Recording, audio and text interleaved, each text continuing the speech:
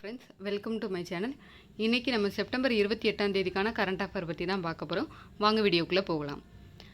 மொதல் நியூஸ் பாருங்கள். சென்னை ஹைகோர்ட்டுக்கு புதிய தலைமை நீதிபதி நியமனம்.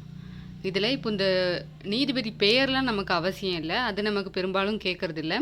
பட் ஆனால் இந்த நமக்கு பாலிட்டி சிலபஸை பொறுத்த வரைக்கும் அதில் இந்த ஆர்டிகல்ஸ்லாம் இம்பார்ட்டன்ட். அதில் இந்த நீதிமன்றம் அப்படின்றதும் நமக்கு இருக்குது. ஸோ இது சம்மந்தமாக இருக்கிற ஆர்டிக்கல் அந்த மாதிரியான விஷயங்களை மட்டும் நம்ம இந்த நியூஸில் பார்த்துக்கலாம். சரிங்களா? இப்போ நீதிபதி நியமனம், அதுக்கான ஹைகோர்ட் நீதிபதி நியமனம்கான ஆர்டிக்கல் என்னன்னு பார்த்தீங்கன்னா ஆர்டிக்கல் 217. அதுதான் ஹைகோர்ட் நீதிபதி நியமனத்துக்கான ஆர்டிக்கல். சரிங்களா? இந்த ஹைகோர்ட் நீதிபதியை யார் நியமனம் செய்கிறாங்க அப்படின்னு பார்த்தீங்கன்னா நம்மளோட குடியரசுத் தலைவர் தான் நியமனம் செய்வார். பட் ஆனால் அவருக்கு பதவி பிரமாணம் செய்து வைக்கிறது நம்மளுடைய அந்தந்த மாநிலத்தோட ஆளுநர் அவர்கள் தான் அந்த ஹைகோர்ட்டோட சீஃப் ஜஸ்டிஸுக்கு பதவி பிரமாணம் செய்து வைப்பாங்க. அந்த வழியில் பார்த்திங்கன்னா நம்மளோட இப்போ இருக்கிற அந்த சீஃப் ஜஸ்டிஸை ஃபஸ்ட்டு நியமனம் பண்ணுறது குடியரசுத் தலைவர்னு சொல்கிறோம். அவர் டைரெக்டாக அவராக ஷார்ட்லிஸ்ட் பண்ணி எடுக்க மாட்டார். அவருக்கு நம்ம இந்தியாவோட உச்ச நீதிமன்ற தலைமை நீதிபதி இருக்காங்கல்ல, அவங்களும் அது போக எந்த மாநிலத்துக்கு நீதிபதியை நியமனம் செய்கிறாங்களோ அந்த மாநிலத்தோட கவர்னர், இந்த 2 பேரும் பரிந்துரை செய்வாங்க யாரை அப்படி ஹைகோர்ட் சீஃப் ஜட்ஜாக வைக்கணும் அப்படின்னு சொல்லிட்டு. அதுபடி தான் அவர் நியமனம் செய்வார். சரிங்களா? நியமனம் செய்கிறது நமக்கு குடியரசுத் தலைவர், பதவி பிரமாணம் செய்து வைக்கிறது கவர்னரு. யாரோட ஆலோசனை பேருன்னு பார்த்தீங்கன்னா இந்தியாவோட சீஃப் ஜஸ்டிஸ் ஆஃப் இந்தியா, அது போக அந்த மாநிலத்தோட கவர்னர். அடுத்த பாருங்க நம்ம ஹைகோர்ட்டோட நீதிபதிகளோட ஓய்வு பெறும் வயது என்னன்னு பார்த்தீங்கன்னா 62 வயது. ஓகேங்களா? இதுவும் பார்த்து வச்சுக்கோங்க, எக்ஸாம் பாயிண்ட் ஆஃப் வியூவில் கேட்பாங்க. இப்போ நமக்குலாம் டைரக்ட் கொஸ்டின் கேட்குறதில்ல, இந்த மாதிரி ஸ்டேட்மெண்ட் 4 ஸ்டேட்மெண்ட்டை கொடுத்து அதில் இருந்தால் எது சரி எது தவறுன்னு கேட்குறாங்க. ஸோ மேக்ஸிமம் நீங்கள் படிக்கிறது அப்ஜெக்டிவ் டைப்பில் படிக்காதீங்க. அப்படியே அந்த விஷயத்தை பற்றி ஃபுல்லாக டீட்டெயிலாக ஓரளவுக்கு உங்களால் சொல்ல தெரியுதா? இப்போது ஹைகோர்ட் சீஃப் ஜஸ்டிஸ் அப்படின்னு சொல்லிட்டோன்னா அவங்கள பற்றி ஒரு 5 பாயிண்டாவது சொல்ல தெரியுதா அப்படின்னு சொல்லிட்டு பார்த்துக்கோங்க. சரிங்களா? அந்த மாதிரி இனிமேல் படிக்க ஆரம்பிங்க, அதுதான் யூஸ்ஃபுல்லாகும். அடுத்த நியூஸ் பாருங்கள். பத்மஸ்ரீ விருது பெற்ற இயற்கை விவசாயி பாப்பம்மாள் மரணம். இந்த பாப்பம்மாள் அப்படிங்கிறவங்க யாருன்னு பார்த்தீங்கன்னா நம்ம தமிழ்நாட்டில் கோயம்புத்தூர் மாவட்டத்தை சேர்ந்தவங்க, இயற்கை விவசாயி. இவங்க இப்போது சமீபத்தில் அவங்களுக்கு வயது முதிர்வின் காலமாக 108 வயசுக்கான ஆயிடுச்சு. அந்த வயது முதிர்வின் காரணமாக அவங்க இறந்துட்டாங்க. ஸோ இவங்களை பற்றி இப்போ எதுக்காக பார்க்கணும்னா இந்த மாதிரி இயற்கை விவசாயத்தை ஊக்குவிச்சதுக்காக இவங்களுக்கு 2021 பத்மஸ்ரீ அவார்டு நம்ம இந்திய கவர்மெண்ட் கொடுத்துருக்குறாங்க.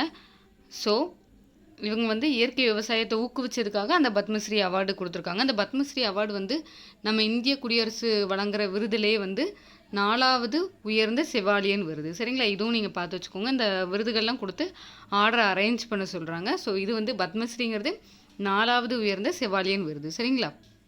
அதுபோக இந்த பாப்பம்மாள் அவர்களுக்கு நம்ம தமிழ்நாடு அரசு சார்பில் கடந்த ஆண்டு தான் பெரியார் விருது அப்படின்னு வழங்கியிருக்கிறாங்க. ஓகேவா? இதுவும் பார்த்து வச்சுக்கோங்க. 2023 பெரியார் விருது யாருக்கு வழங்கப்பட்டது அப்படின்னா பாப்பம்மாள் அவர்களுக்கு. சரியா? அடுத்த நியூஸ் பாருங்கள். சாஸ்திரா ராமானுஜன் அவார்டு. சாஸ்திரா ராமானுஜன் அவார்டுனா இது எதுக்காக கொடுக்குறாங்கன்னா ஃபஸ்ட்டு கணிதத்துக்காக கொடுக்குற அவார்டு தான். ராமானுஜன் அந்த பேரை வச்சே நம்ம கண்டுபிடிச்சலாம், கணிதத்துக்காக கொடுக்குறது தான். யார் வாங்கியிருக்காங்கன்னு அப்படின்னு பார்த்தீங்கன்னா அமெரிக்காவை சேர்ந்த பேராசிரியர் அலெக்சாண்டர் துன் அப்படிங்கிறவங்களுக்கு தான் இந்த விருது வழங்கப்பட்டிருக்கு.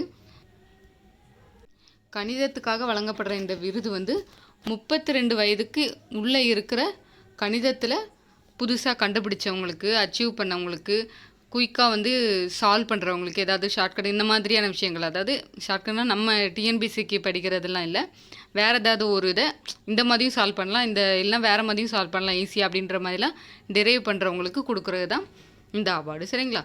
இது கணிதத்துக்கு கொடுக்குற 2வது உயர்ந்த அவார்டு. முதல் உயர்ந்த அவார்டு எதுன்னு பார்த்தீங்கன்னா ஏபிள் ப்ரைஸ். உங்களுக்கு ஏபிள் ப்ரைஸ் நமக்கு கணிதத்தை பொறுத்த வரைக்கும் நோபல் பிரைஸ் கிடையாது. கணிதம் தவிர்த்து மற்ற துறைகளுக்கு தான் நோபல் பரிசு வழங்குறாங்க. கணிதத்துக்கு நோபல் பரிசு வழங்குறதில்ல, அதுக்கு பதிலாக ஏபிள் ப்ரைஸ் அப்படிங்கிறது தான் கொடுக்குறாங்க. இந்த ஏபிள் ப்ரைஸ் எப்போத்துலேருந்து ஆரம்பிச்சிருக்காங்கன்னு பார்த்தீங்கன்னா 2003 வழங்கிட்டு இருக்காங்க. நார்வே நாடு தான் இந்த ஏபிள் ப்ரைஸை வழங்குறாங்க.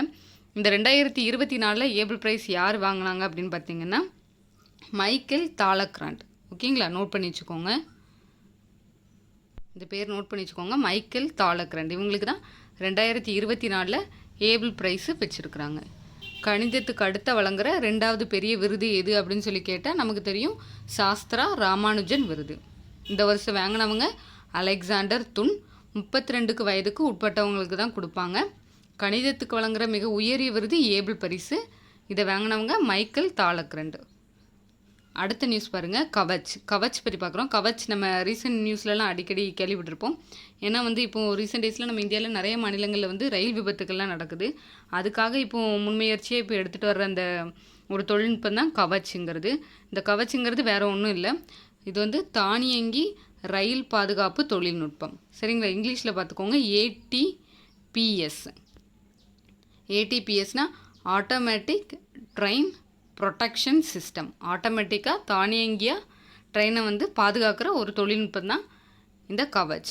இது எப்படி யூஸ் ஆகுது அப்படின்னு பார்த்தீங்கன்னா, இப்போ ஒரு 2 ட்ரெயின் வருது, ஒரே ட்ராக்கில் வருது அப்படின்னா, இப்போது நம்மளால் திடீர்னு நிப்பாட்ட முடியாது. அது நமக்கு தூரத்துலேருந்து வருமோ நமக்கு தெரியாது. பட் ஆனால் இதில் ஜிபிஎஸ் மூலயமா ஒரு குறிப்பிட்ட டிஸ்டன்ஸ்லேயே இந்த ட்ராக்கில் வேறு ட்ரெயின் வருதுன்னா இது ஆட்டோமேட்டிக்காக பிரேக் போட்டு 2 ட்ரெயினுமே ஆட்டோமேட்டிக்காக நின்றும்.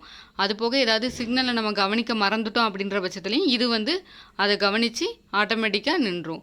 நெக்ஸ்ட் ஏதாவது ட்ராக்கில் ஏதாவது விஷயம் நடக்குது, ஏதாவது சின்ன சின்ன ப்ராப்ளம் இருக்குது, தண்டவாளத்தில் ஏதாவது ப்ராப்ளம் இருக்குது, விரிசல் இருக்குது, இல்லைனா ஏதாவது அனிமல் குறுக்க இருக்குது, அந்த மாதிரியான சுச்சுவேஷன்லேயும் இது ஆட்டோமேட்டிக்காக பார்த்து நின்றும். அதுக்காக தான் இந்த கவச்சுங்கிறத யூஸ் பண்ணுறாங்க.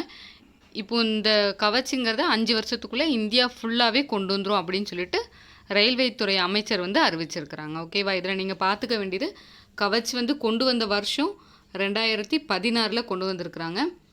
கவச்னு என்னென்னா தானியங்கி ரயில் பாதுகாப்பு தொழில்நுட்பம். ஓகேங்களா? அவ்வளோதான். ஓகே ஃப்ரெண்ட்ஸ், தேங்க்யூ ஃபார் வாட்சிங். நாளைக்கு வேறொரு யூஸ்ஃபுல்லான வீடியோட உங்களை சந்திக்கிறேன். மேலும் இதுபோல் பயனுள்ள வீடியோவுக்கு நம்மளோட சேனலை சப்ஸ்கிரைப் பண்ணுங்கள்.